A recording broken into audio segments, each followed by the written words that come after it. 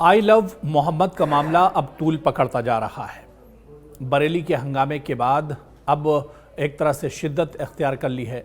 Police और सरकार की कार्रवाई ने इस मामले को मजीद हवा दे दी है। मुसलमानों में गहरी नाराजगी और बेचैनी पाई जा रही है।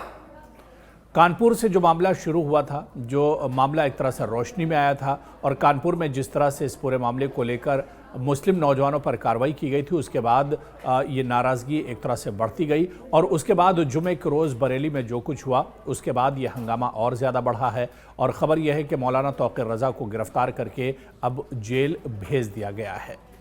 इस बीच इत्तेहाद मिल्लत कौंसिल के सरबराह मौलाना तौक़ीर रज़ा, जिनकी आई लव मोहम्मद मुहिम की हिमायत में एहतजाज की कॉल ने पुलिस के मुताबिक उत्तर प्रदेश के बरेली में तशद्दुद को जन्म दिया। उन्हें गिरफ्तार कर लिया गया और फिर मौलाना तौक़ीर रज़ा समेत 8 अफराद को जेल भेज दिया गया है।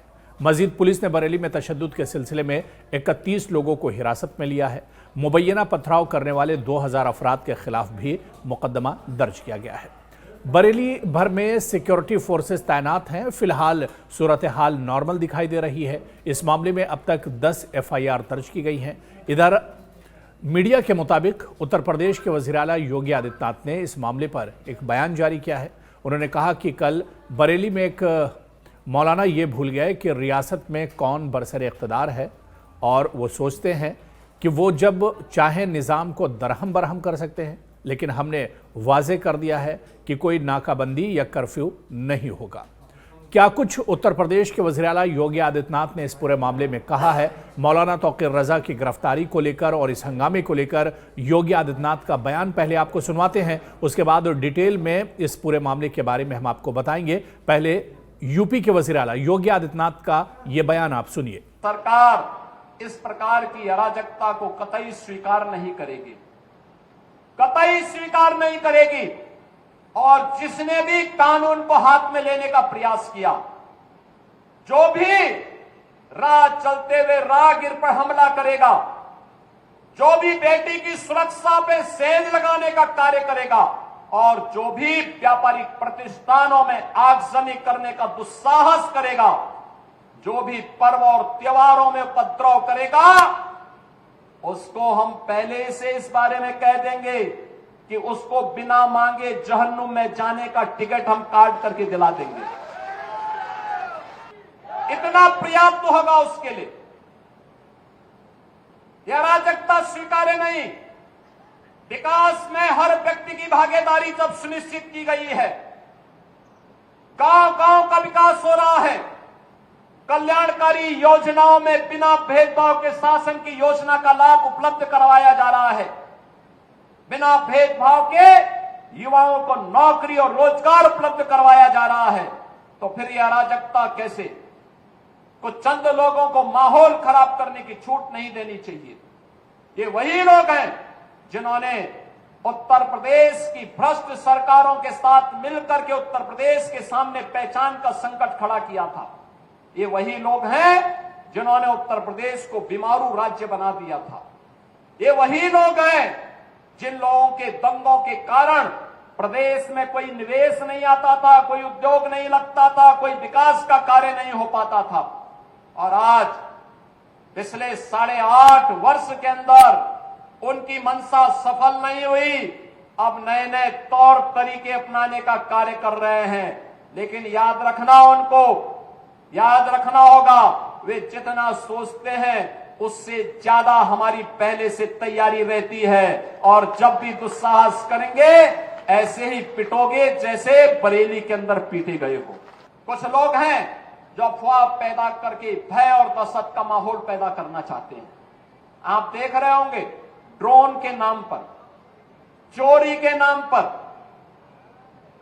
भय और दहशत का माहौल पैदा किया जा रहा है। जिला प्रशासन ने हर जनपद में व्यवस्था की है, हर ग्राम पंचायत में ग्राम सुरक्षा समिति का गठन किया है। आप लोग भी अपने स्तर पर प्रयास करिए। पुलिस के पेट्रोलिंग तेज हुई है।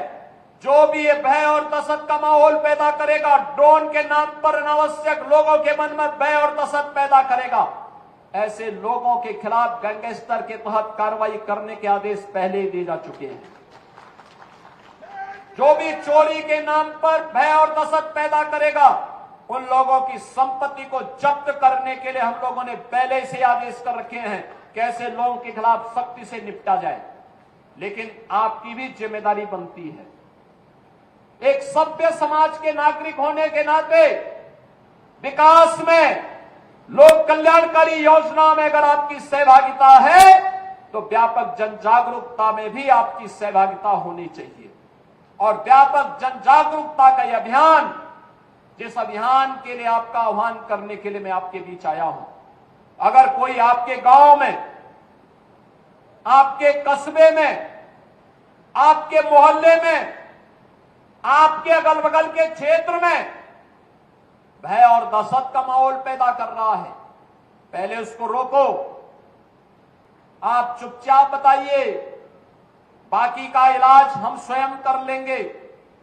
हमें लव जिहाद और धर्मांतरण जैसी राष्ट्र विरोधी गतिविधियों के प्रति सतर्क रहना होगा। गौ तस्करी और गौ कसी करने वाले तत्वों के खिलाफ सतर्क रहना होगा। अगर कोई कहीं भूल से भी इस प्रकार की गतिविधियों में लिप्त है, उसकी सूचना ससमय आप पुलिस को और प्रशासन को उपलब्ध करवाइए। बाकी का इंतजाम हम स्वयं कर लेंगे। उनका क्या उपचार होना है, उपचार की व्यवस्था हम स्वयं कर लेंगे। तो यूपी के वज़ीर-ए-आला योगी आदित्यनाथ का बयान आपने सुना। योगी ने कहा कि हमने जो सबक सिखाया है वो आने वाली नस्लों को फसाद से पहले दोबारा सोचने पर मजबूर कर देगा। दरअसल ये बयान यूपी के वज़ीर-ए-आला योगी आदित्यनाथ का है। जिस तरह से बरेली में आई लव मोहम्मद को लेकर एहतजाज किया जा रहा था, पुरअमन एहतजाज था, और उसमें सिक्योरिटी फोर्सेस ने बड़े पैमाने पर लाठीचार्ज किया और उसके बाद यहाँ पर जो मुजाहरा कर रहे थे मुजाहिरीन पर बड़े पैमाने पर एक तरह से तशद्दुद भी किया गया, और उसके बाद यूपी के वज़ीर-ए-आला का यह बयान आया है। तो वहीं पर बरेली में जगह जगह पुलिस तैनात है। यही वजह है कि बरेली के बाजार बंद हैं। दरगाह आला हजरत की गली में भी पुलिस की भारी नफरी देखी गई, जहां मौलाना तौक़ीर रज़ा का घर वाक़ है। हर तरफ अमन का राज है। ज़्यादातर दुकानें बंद हैं और कोई भी जुमे के तशद्दुद पर बात नहीं करना चाहता। बरेली में तशद्दुद और बदअमनी के बाद कई ताजिरों ने पुलिस सुपरिटेंडेंट से भी मुलाकात की है, और इस तरह का तशद्दुद उत्तर प्रदेश के मऊ में भी हुआ है, क्योंकि पूरे यूपी में ही इस मामले को लेकर एक तरह से मुसलमानों में नाराज़गी है, और उसके बाद पूरे यूपी में ही एक तरह से इस पूरे मामले को लेकर तनाव देखा जा रहा है। जिस तरह से 12 रबीउल अव्वल को यह पूरा मामला सामने आया था, जहां पर आई लव मोहम्मद लिखा हुआ पोस्टर लगाया गया था और उस पर एतराज़ किया गया, जिसके बाद पुलिस ने 12 मुस्लिम नौजवानों के खिलाफ यह मामला दर्ज किया था, और उसके बाद ही ये पूरा मामला रोशनी में आया, और उसके बाद ही इस पूरे मामले ने एक तरह से तूल भी पकड़ ली थी।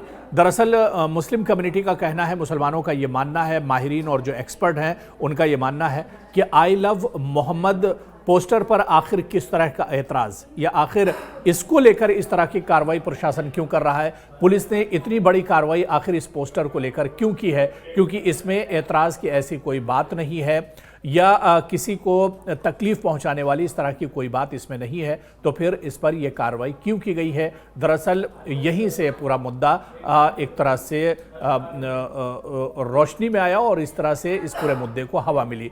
इसके बाद आप देखिए कि धीरे धीरे पूरे यूपी में यह मामला एक तरह से बढ़ता गया, और जुमे की नमाज के बाद बड़े पैमाने पर एहतजाज किया। उसके बाद बरेली में फिर दूसरी जुमे के बाद जिस तरह से बड़े पैमाने पर एहतजाज किया जा रहा था, क्योंकि लोगों की मांग यह है कि जिन नौजवानों के खिलाफ FIR दर्ज की गई हैं, मुकदमे लगाए गए हैं, उन मुकदमों को वापस लिया जाए। लेकिन सरकार और इंतजामिया की तरफ से अभी इस पर कोई कार्रवाई नहीं की गई है, जिसकी वजह से मुसलमानों में एक तरह से नाराज़गी देखी जा रही है। और बरेली में जो कुछ हुआ, जिस तरह से हंगामा हुआ, यह मौलाना तौक़ीर रज़ा की गिरफ्तारी के बाद यह मामला और ज़्यादा शिद्दत इख्तियार कर गया है। अब देखना यह अहम होगा कि इस मामले को लेकर सरकार या पुलिस क्या कुछ करती है, और आने वाले दिनों में क्या ये मामला एक तरह से आपसी बातचीत के बाद एक तरह से हल हो पाएगा, ये देखना भी बहुत अहम होगा।